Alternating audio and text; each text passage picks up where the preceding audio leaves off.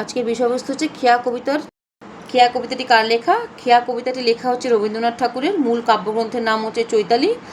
আর এর প্রেক্ষাপট কি? এর প্রেক্ষাপট হচ্ছে রবীন্দ্রনাথ ঠাকুর তার জমিদারি কাজ দেখাশোনার সময় যখন পদ্মাপাড়ের গ্রাম্য জীবনযাত্রার সংস্পর্শে আসে, সে সহজ সরল মানুষদের জীবনযাত্রার সংস্পর্শে এসে তাদের জীবনযাত্রা কবিকে মুগ্ধ করেছিল এবং সেই প্রেক্ষাপটেই এই খেয়া কবিতাটি রচনা করা হয়েছে।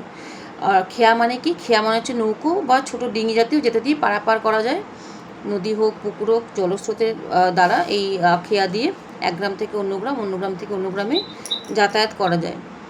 তো খেয়া কবিতার কিছু প্রশ্ন তো আজকে আলোচনা করি। তার প্রথম প্রশ্ন কি বলছে, যে রবীন্দ্রনাথ ঠাকুর খেয়া কবিতাটি রচনা করেন কবে?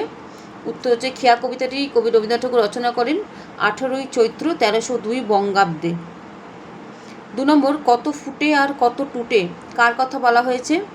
এখানে সোনার মুকুটের কথা বলা হয়েছে। সোনার মুকুট মনে হচ্ছে এখানে আসলে সিংহাসন পাওয়ার কথা বলা হয়েছে, পদ পাওয়ার কথা বলা হয়েছে। মানুষ অনেক লোভে, অনেক পদে পাওয়ার জন্য, অনেক পদ পাওয়ার জন্য, অনেক অধিকার পাওয়ার জন্য মানুষ অনেক মানুষকে হত্যা করে, খুন করে। তো সেটাই কবি এখানে বোঝাতে চেয়েছেন, যে কত ফুটে আর কত টুটে। আচ্ছা, এই খেয়া চিরদিন চলে। এই খেয়া চিরদিন কোথায় চলে? নদীর স্রোতে চলে। উঠে কত হলাহল। এখানে হলাহল শব্দের অর্থ কি? হলাহল শব্দের অর্থ হচ্ছে গরল বা বিষ। এই খেয়া চিরদিন চলে নদীর স্রোতে পংক্তিটিতে কবি প্রকৃতপক্ষে যে খেয়ার কথা বলেছেন তা কি?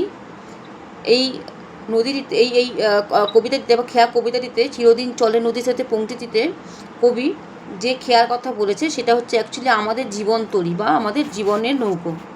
ঠিক আছে? আচ্ছা।